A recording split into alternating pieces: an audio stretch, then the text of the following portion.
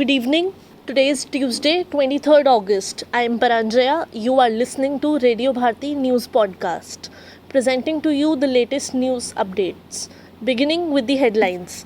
Lancet warns about tomato flu in India among children. Mexican journalist killed in bar shooting, 13th this year. No fans, risk of bombs and missiles, exodus of foreign players.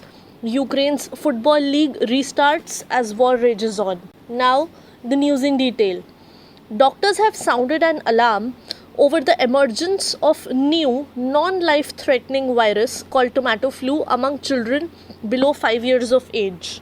In the recent Lancet Respiratory Journal, doctors said that the flu was first identified in the Kollam district of Kerala on May 6, 2022. It further said that this endemic viral illness triggered an alert to the neighbouring states of Tamil Nadu and Karnataka. Additionally, 26 children aged between 1 and 9 years have been reported as having the disease in Odisha by the Regional Medical Research Centre in Bhubaneswar. To date, apart from Kerala, Tamil Nadu and Odisha, no other regions in India have been affected by the virus. The primary symptoms observed in children with tomato flu are similar to those of chikungunya, which include high fever, rashes, and intense pain in joints. As with other viral infections, further symptoms include fatigue, nausea, vomiting, diarrhea, dehydration, swelling of joints, and body aches. 3 people, including a prominent local journalist, Ernesto Mendez, have been shot dead inside a bar in central Mexico, marking the 13th murder of a media worker this year as violence against Mexican journalists escalates. The journalist was the director of a local outlet, Your Voice. He was the owner of the bar in which shooting took place. Mendez had also worked at the news site Zona Franca several years ago.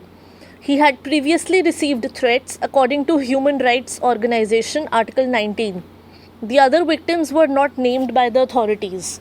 The killing of Mendez took place about 1 month after 47-year-old Antonio de la Cruz, a reporter for the regional newspaper Expresso, was shot and killed outside his home in northeastern Mexico. Cruz was the 12th Mexican journalist killed since the start of the year, making 2022 the deadliest year on record for Mexican reporters. Under threat of Russian attacks in a war that stopped all football in Ukraine in February, a new league season starts on in Kiev with the goal of restoring some sense of normal life. No fans will be allowed in the 65,000 capacity downtown stadium for the 1 p.m. local time kickoff. The players will be rushed to bomb shelters if air raid sirens sound. We have rules in case of an alarm and we should go to the underground, Shakhtar captain said on Monday in a telephone interview with the Associated Press. Wednesday, 24th August is also the celebration of independence of Ukraine from control by Moscow that the former Soviet Union Republic declared in 1991.